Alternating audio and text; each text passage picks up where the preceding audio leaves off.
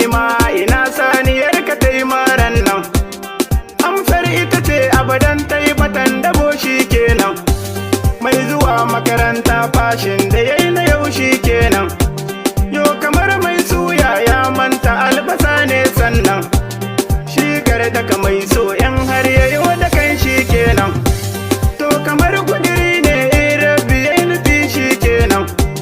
In ka tabbata mai bautar tsarkake shi dai sannan. In ka yadda da manzon sakon ganai hakan shi kenan. Duk abin da ya tsara ni dai gare ni gyara kenan.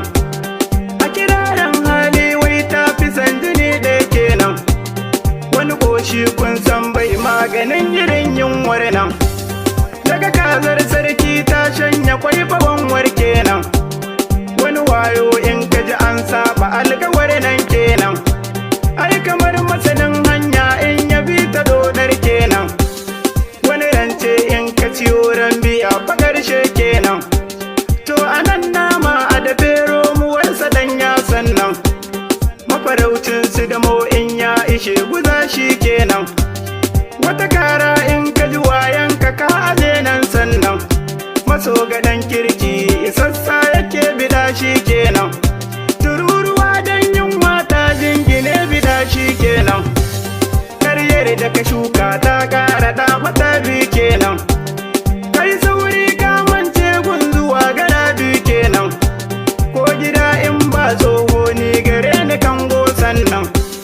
Da sharau in ba shanu yin saka ga shirme kenan. Za na kara bayanin yamji sako kidan shi kenan. Na ga alkawari ma sauke shi yayi wuya kuma sannan. Masu zance na cewa ɗa na goya sarki kenan. Kuma suka faɗa girma ya zube kawai shi kenan. Godiya ga iyaye na kun gwadon hakan teran nan. In ka yadda da Allah shi ke da zamani kuma sannan. Mai dare mai rana cuta da magani kuma sannan. Sai ka kaunaci manzo abban su tima bango kenan. Sabunan da na tsara na ɗau guda 100 tana nan.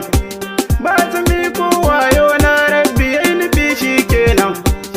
Zan warware sakar rabbi ya nufa kuma sannan.